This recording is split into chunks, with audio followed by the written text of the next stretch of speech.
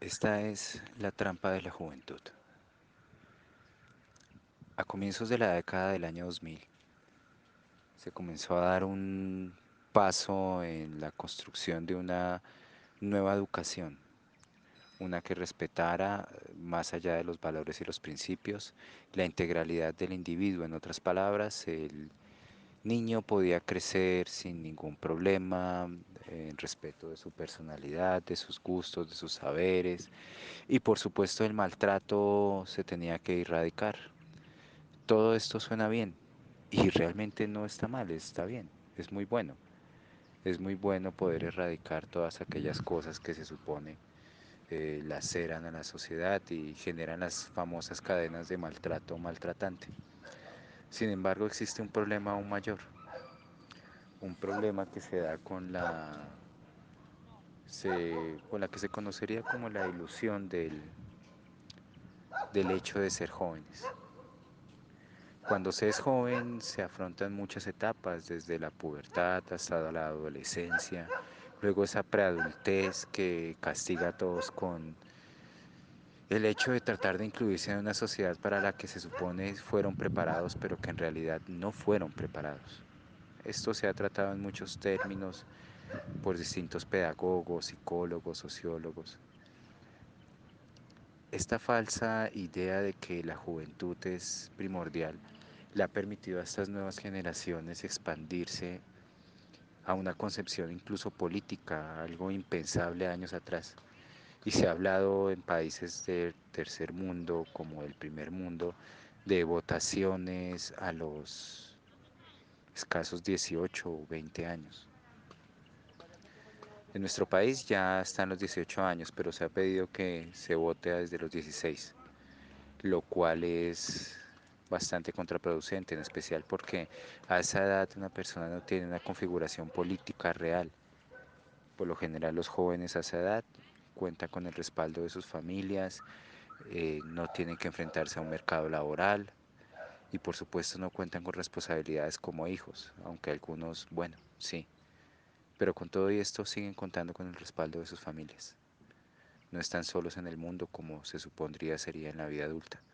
Así que pedirles votar en ese momento se transforma más en una condición de carisma en razón del candidato. Es decir, si el candidato es bastante carismático y se asume una posición bastante agradable para la juventud, pues sencillamente votarían por ellos. A 16 años esto es lo que pasaría.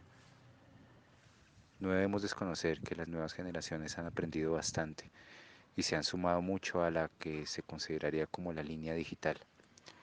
Pero en este momento TikTok, YouTube, influencers, Instagram no es que sean precisamente bibliotecas para ellos, son sencillamente centros de entretenimiento. Así que su capacidad intelectual se ha visto mermada en el consumismo y aún así se les pide que asuman una posición política. Con todo y esto también se les dieron ciertas líneas de seguridad para que pudieran subsistir. Entonces, obviamente, el maltrato a un menor es algo grave. Condiciones sexuales y demás son aún más graves. El lacerar de cualquier manera a un menor de edad es algo indescriptible. Pero si éste llegase a lacerar con su voto o su intención política a toda una sociedad, no importa. En ese momento se supondría que está bien. En medio de este hecatombe social, esta ilusión de la juventud le ha permitido sentirse a sus jóvenes intocables. En mi país, en mi tercer mundo, he encontrado historias de jóvenes que no llegan a los 15 años y ya han asesinado personas, a razón de que saben de que si les llevan presos en algunos momentos, muy seguramente les suelten y no tengan que pagar penas contundentes como lo tendría que hacer un adulto. Y muchos criminales utilizaron menores de edad en este tiempo y lo siguen haciendo para sus ilícitos.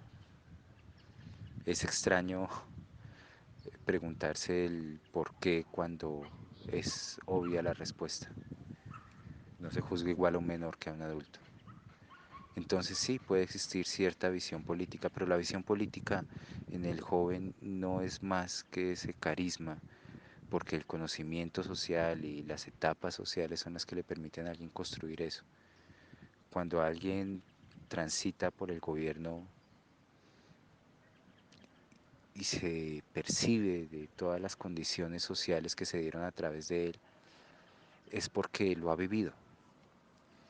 Si lo transitó como un obrero, como alguien del mismo gobierno, como un simple ciudadano, igual tuvo sus responsabilidades y estas se vieron afectadas por las políticas del gobierno.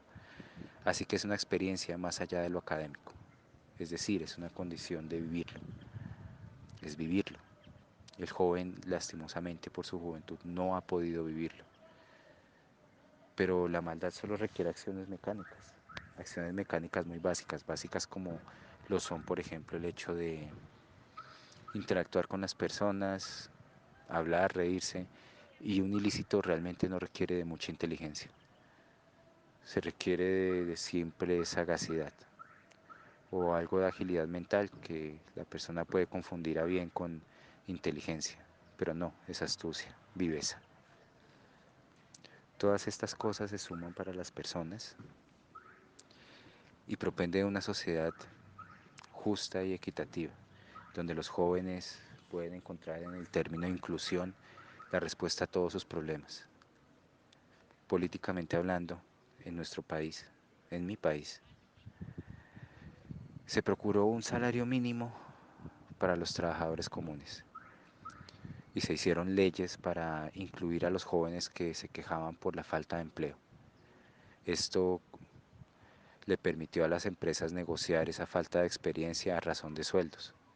Así que consiguieron mano de obra barata. Los sueldos son paupérrimos. Y sí, un joven que no tiene que pagar arriendo, que recién acaba de salir del colegio, que no tiene mayores aspiraciones y percibe un buen capital, aunque este no alcance realmente para subsistir una familia promedio, se siente pleno porque puede divertirse. Está en su etapa de divertirse. Y muchos han caído en la trampa. Y a estos jóvenes son los que les piden que voten. Siguen votando por estas medidas de subsidios y demás cuando la realidad es que la vida es un constructo de labores y trabajos para quienes ya cruzamos la etapa adulta. Y estos jóvenes, tras esa palabra inclusión, se han visto protegidos por absolutamente todas las masas. Y la gran ilusión a la que me he referido desde el comienzo es la de las personas que piensan que estos jóvenes llegarán a buenos términos cuando lleguen a mayores de edad, porque entonces despertarán a la realidad de no encontrar esas mismas condiciones de inclusión por las que ellos anteriormente habían votado o se habían decidido seguir. Es triste en realidad despertar a una realidad donde después de la mayoría de edad, toda la sociedad y todo el peso de la ley cae en los hombros del que cursó cierta fecha. Es decir, quizás la verdadera inclusión debería permitirle a las personas considerar el hecho de que como seres humanos deberíamos tener las mismas condiciones en razón de nuestra capacidad intelectual, no de nuestra edad. Es decir, si realmente tenemos una conciencia política, deberíamos votar, si no, no. Y la sociedad no debería priorizar para ganar votos de forma absurda con corrientes políticas e ideologías baratas hacia esta nueva realidad. La verdad es que existe mucho trabajo por delante y ese trabajo exige el reconocer a la juventud, pero reconocerlos como personas que en algún momento crecerán y también serán adultos.